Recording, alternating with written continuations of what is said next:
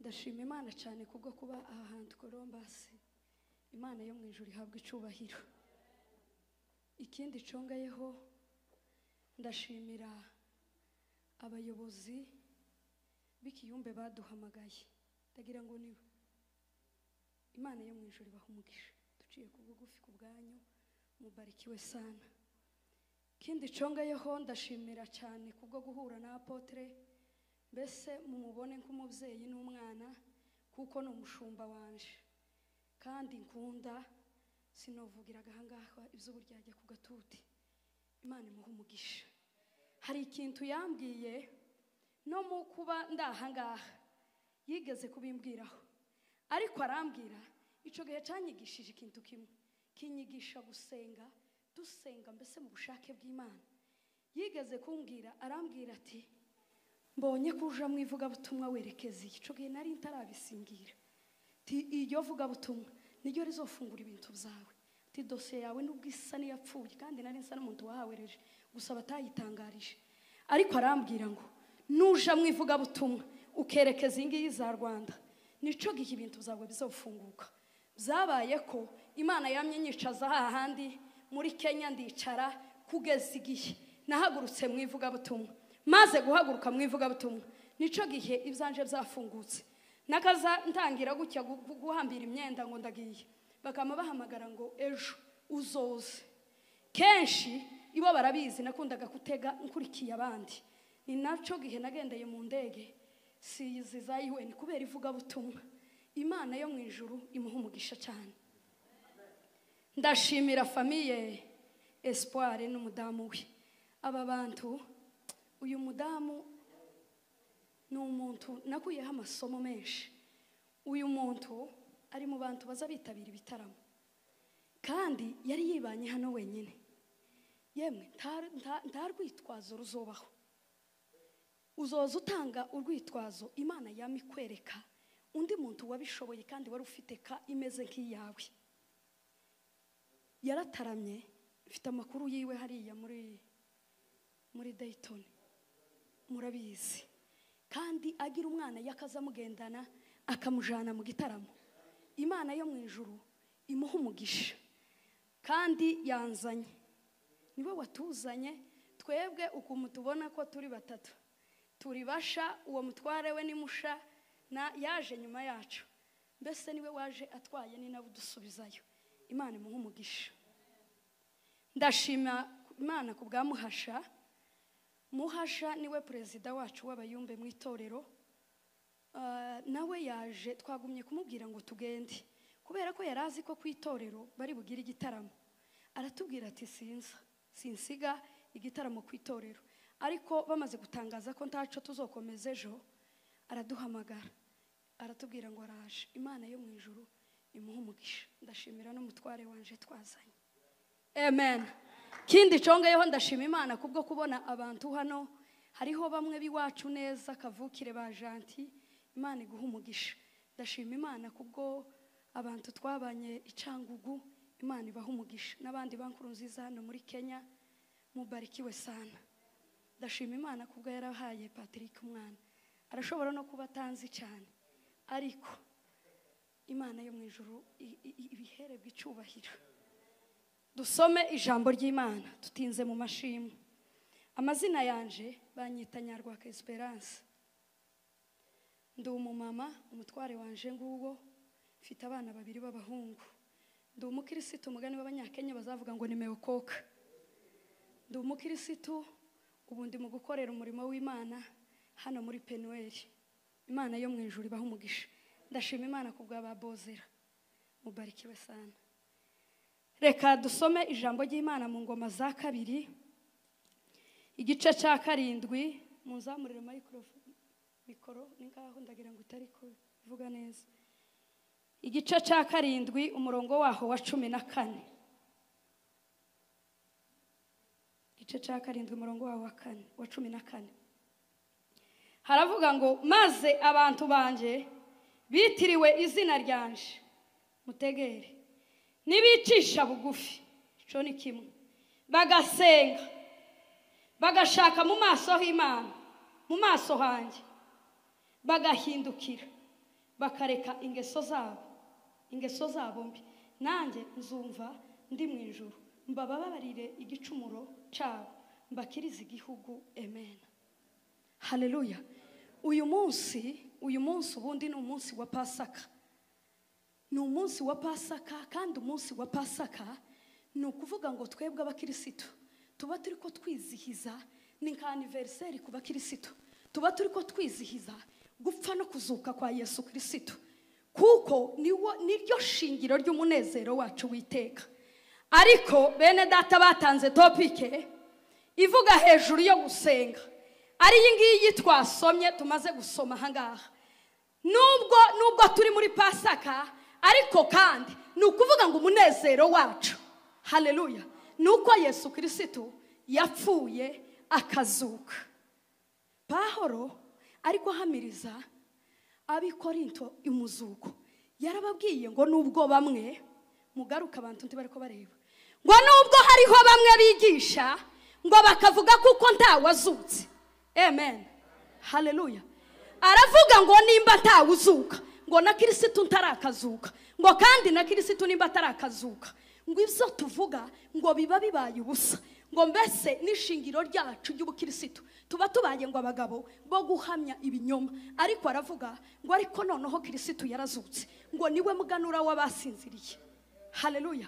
Kubera ko Kristo yazutse, kubera ko Yesu yapfuye, niyo mpamvu yacu yo gusenga. Ni ukuvuga ngo gusenga gukomoka ku musaraba, kubera ko Yesu Kristo yapfuye akazuka.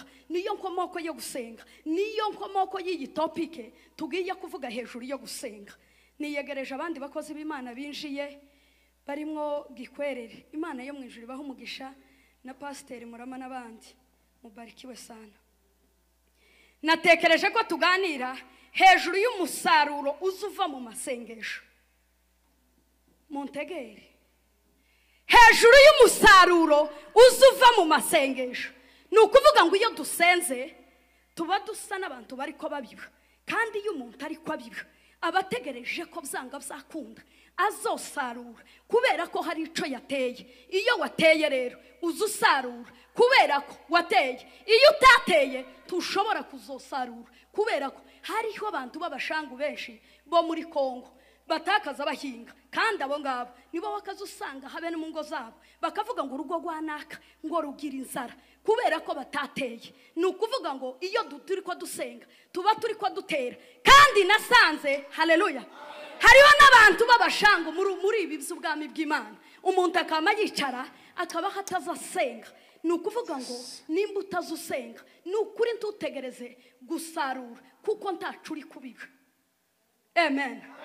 Gusenga, ubundi gusenga, natekereje gusenga ubundi tugomba kubivuga gutya. Nimba hari ikintu gikomeye gihari muri iki gihe, abantu urimo gusanga habe n'abavuga butumwa, dufite abavuga butumwa baza babwiriza kandi bataza basenga. Kandi nimba hariho ingaruka nyinshi ziriho zituma abakirisitu batumva ijambo ry'Imana, ni ukubaheza ubuzima bwakunaniye, warangiza bwamara kukunanira ukaza kububwira abandi. Ni ukuvuga ngo byanga byakunda ntaco buzomarira abandi, kubera ko kurababwira ubuzima bwagutsinze. Ni ukuvuga ngo Dawidi agiye kugwanya Goliyati, Sawuli yamwambitse ngo imyenda, kandi iyo myenda ayimwambika akeneye kugira ngo amukingire.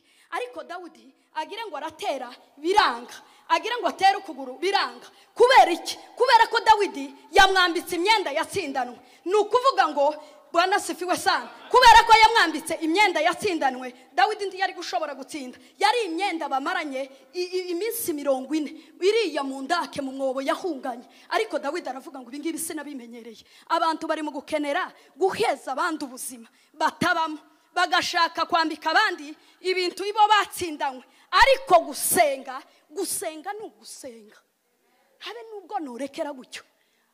Bwana sifiwe sana.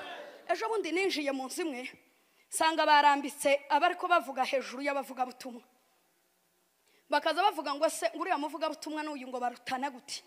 Ni ukuvuga ngo nimba hari ikintu ucishe bene wacu, ni ugutegera capacity umuvuga butumwa afite. kandi akavuga Bibiliya akayirangiza ariko ukamusigara uri empty, bikamba bisa n'ibishiriyaho. Ni ukuvuga ngo habe nubwo ntotanga definition nyinshi zo gusenga. Gusenga ni ugusenga.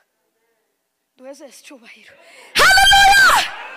Gusenga ni ugusenga, kandi abakirisitu tugomba gusenga tukongera tukaba mu bihe byo gusenga. Ni ukuvuga ngo gusenga, hariho abantu batagisenga. Iyo bavuga bagategura nk'iyi topike, hari igihe wowe uzi uri mu bihe byo gusenga ukumva iyo topike tijanye n'ico gihe, ukavuga ngo si iyi topike boba bayi iyi topike iyo bahindura nk'iyindi, ariko uko hari uwo yobireba. Gusenga haleluya, haleluya.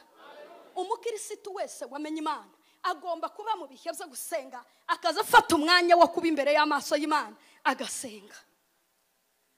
Haleluya, haleluya. Umusaruro rero uva mu gusenga. Ikintu ca mbere kiva mu gusenga, gusenga, iyo dusenga tuza dusa n'Imana.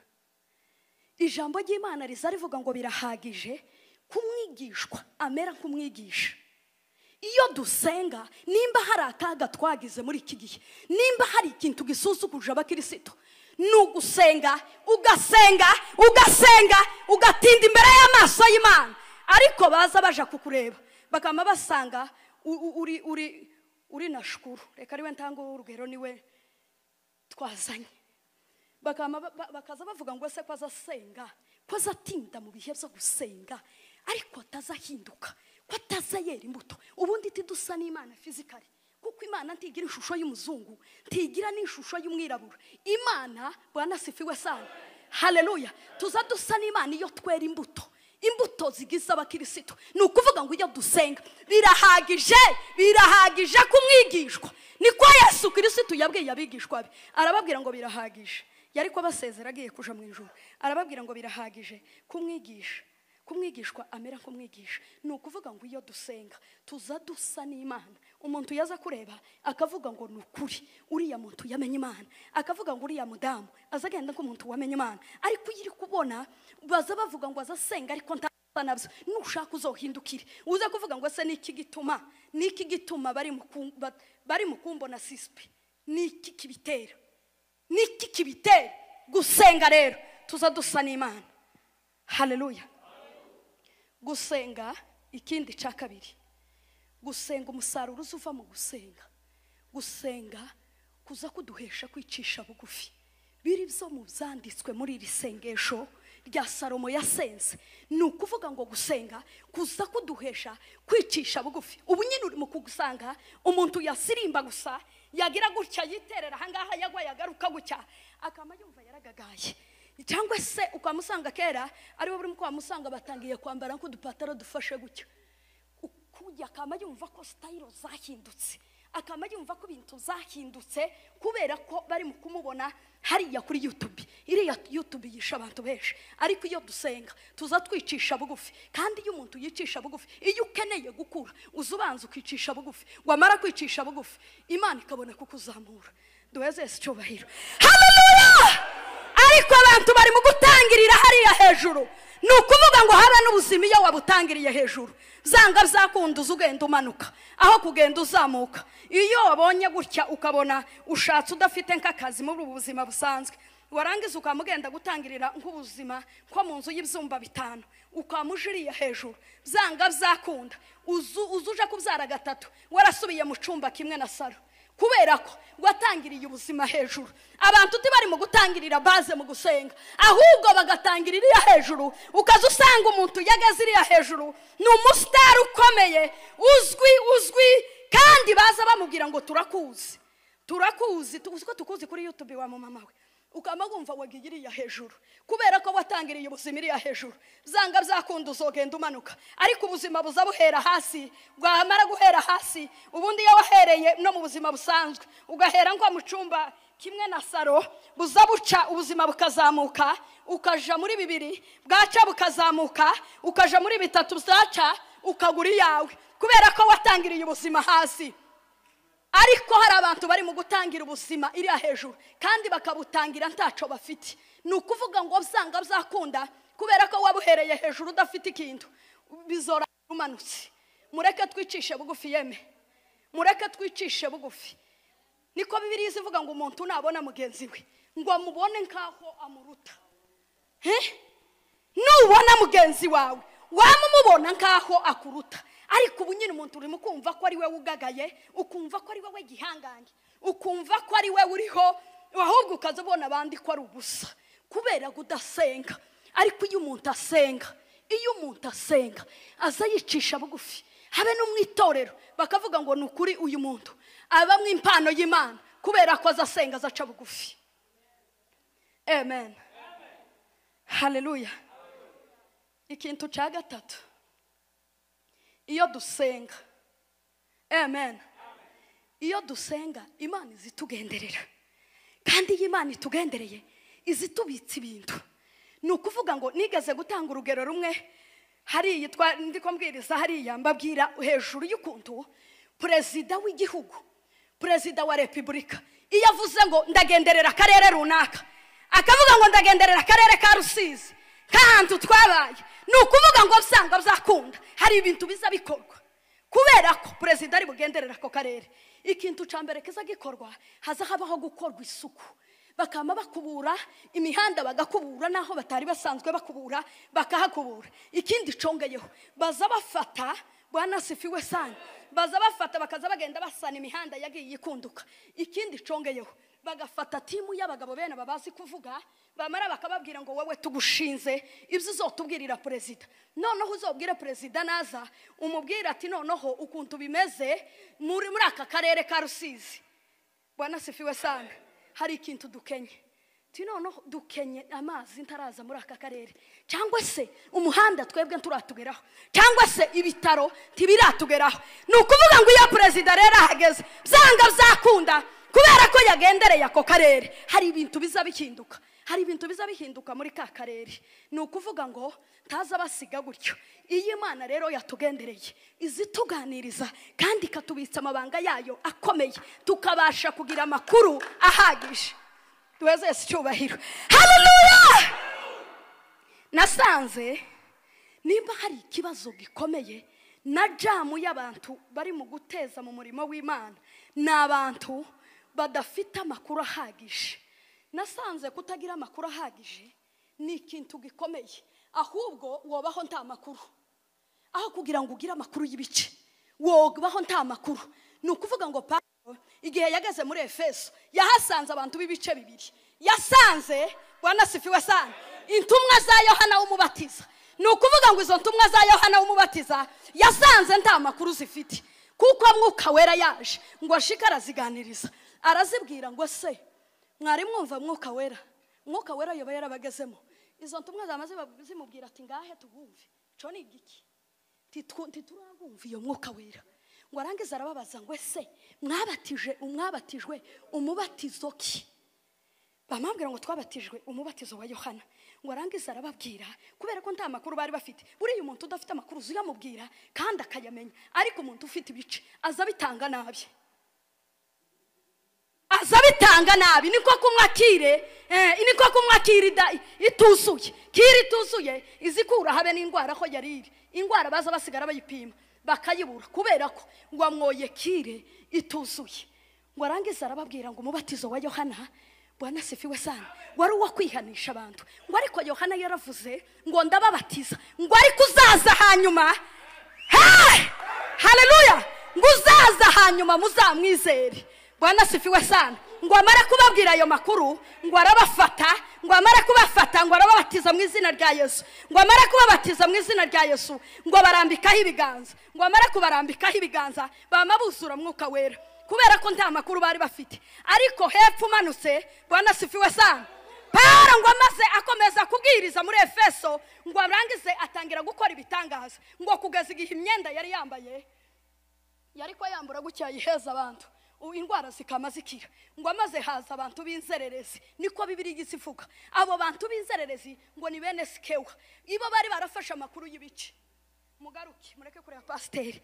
Ni ukuvuga ngo Bwana sifiwe sana, bene Sikewa bari barafashe amakuru y'ibice.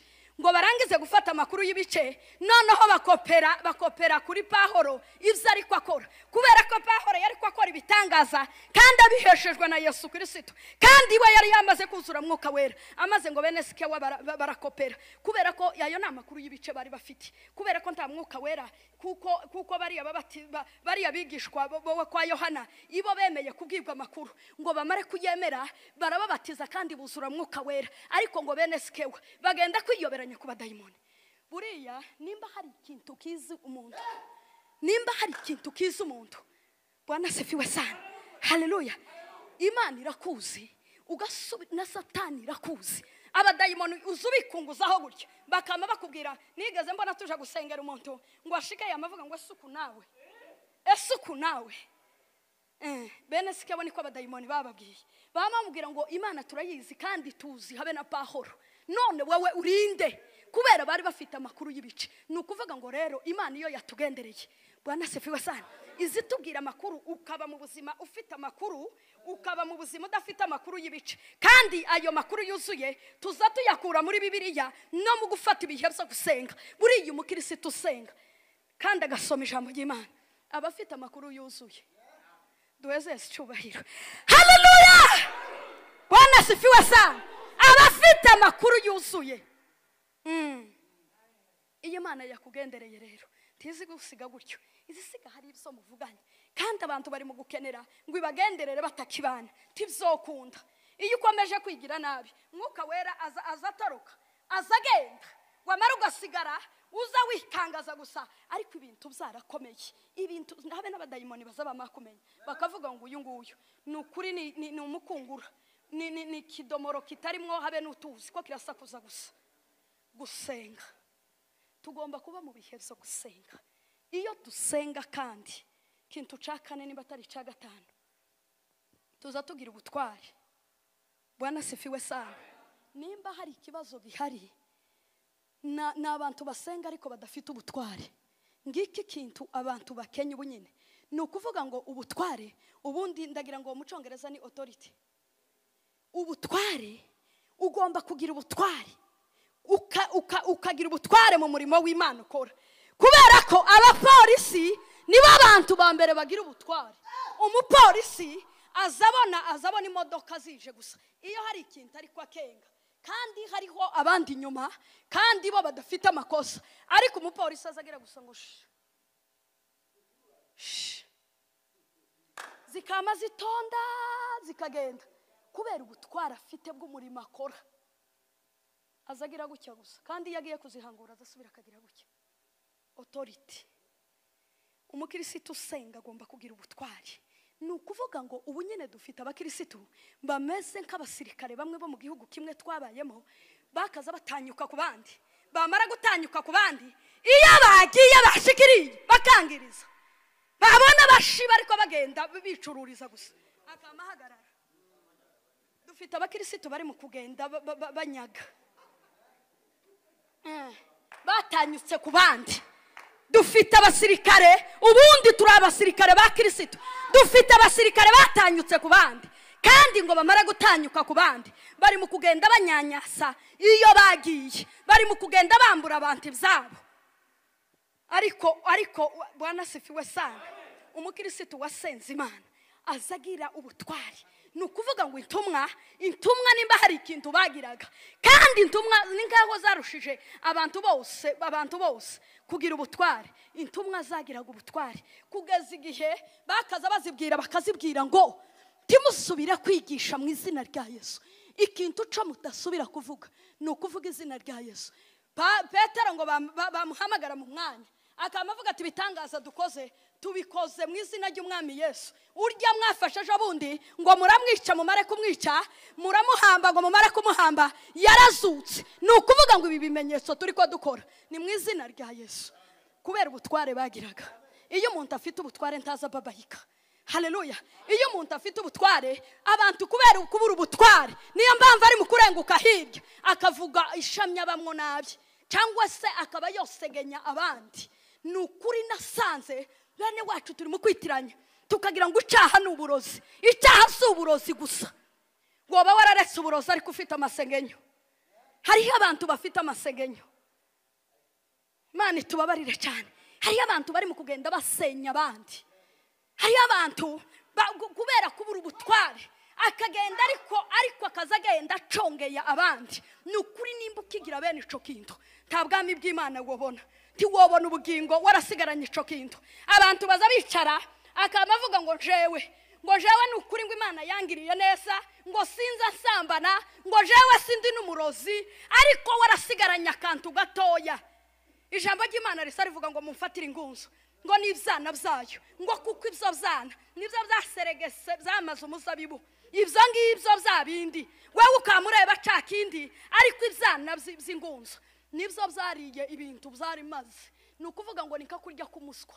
Umuswa uzurya isanduka bashizemo umuntu ukarimara, kandi ari akantu kangana gutyo.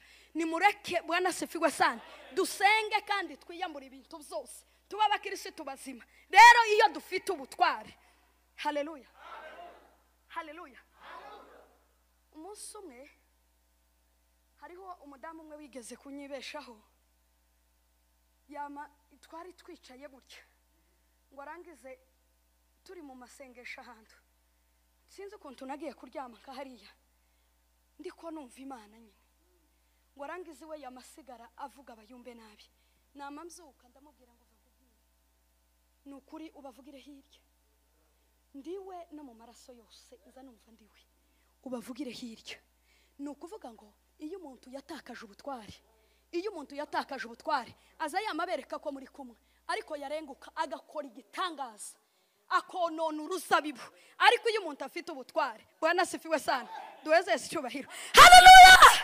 Ni ukuvuga Petero kubera ubutware yagiraga, ngo umunsi umwe yageze kwa Ayineya yari amaze imyaka 8 atazabyuka ku gisasiro. Petero ngo agenda ariko asura gusa abera bose, ngo agera ngo kubera ngo birudi, ngo agezeyo ngo asanga Bwana sifiwe sana, asanga Ayineya yaguye mu nzu, yararwaye yaraboze. Ngo ashike, haleluya, aravuga gusa ngo Ayineya we byuka wisasire. Tayari iyo umuntu afite ubutware uzucecekisha, uzucaha, haleluya. Iyo umuntu afite ubutware uzucaha, kubera abantu kutagira ubutware. Ni ukuvuga ngo ubutware nibwo buzabukora ibitangaza, haleluya, haleluya. Ubutware nibwo buzabukora ibitangaza. Yesu Kristo yabwiye abigishwa be 12, arababwira ngo nimumanuke mu mudugudu mucahe abadayimoni mu izina ry'umwami Yesu. Ni ukuvuga ngo iyo ufite ubutware, haleluya, ubutware nibwo buza bukora imirimo n'ibitangaza. Petero rero yamabwira Ayineya, aramubwira ngo Ayineya we byuka wisasire. Ayineya ngo yamabyuka imyaka 8. Ni ukuvuga ngo nimba hari ikintu tugomba gusaba, ni ukuri tugomba gusaba Imana ikaduheza ubutware. Ubutware nibwo buzabukiza abarwayi, mukamenya gusa uko ubwo butware mu bufite. Tibosubira kuzana umuntu mu cyumba ngo tumusubizeyo gutyo, tibikunda. Kubera ubutware muzamumenya mukabimenya. Bwana sifiwe sana. Habe na Yesu Kristo nibwo yari afite. Timuzi ko Yesu Kristo igihe yagiye kuzura Lazaro, baramubwiye bamutangariza amakuru, baramubwira ati gitangaza cyabaye, mushuti wawe yarwaye. Ariko Yesu Kristo kubera ubutware yagiraga, nuba arabugira. Kubera ubutware Bwana sifiwe sana, bwari yari kwakorana, ariko akorana nabwo yamagenda gusa aravuga ngo Lazaro we sohoka. Iyo ufite ubutware ntibiza bigusaba gusengera ikibazo igihe kirekire. Iyo ufite ubutware uzuvuga ngo mu izina rya Yesu tuza, wakibazo we riduka, wakibazo we wandwara we. Kandi dufite ibibazo, dufite intambara muri iyi si. Ni ukuvuga ngo dufite intambara hirya no hino, ariko ikintu kiza kishobora nuko tuba dufite ubutware. Rero iyo dusenga Imana tuza tugira ubutware. Bwana sifiwe sana. Mureke tube mu bihe byo gusenga, tube mu bihe byo gusenga kugira ngo tuba abakirisitu bazima bari strong. Siko abongereza bazavuga, tuba abakirisitu bazima batababayitse. Ariko abantu kubera kubura ubutware, niyo mpamvu uri mu kubona abantu bakaza bagenda basa n'abisitaraho, kubera ko, haleluya, ijambo ry'Imana rizarivuga ngo nimba ufite umutima utagucira urubanza uratinyuka imbere y'Imana. Ariko kubera imitima nyiririmo utuntu, niyo mpamvu nukuri abantu bari mu kugenda ukaza ubona uko urasitara, ariko nimureke tube mu bihe byo gusenga. Mwakira ijambo ry'Imana. Amen.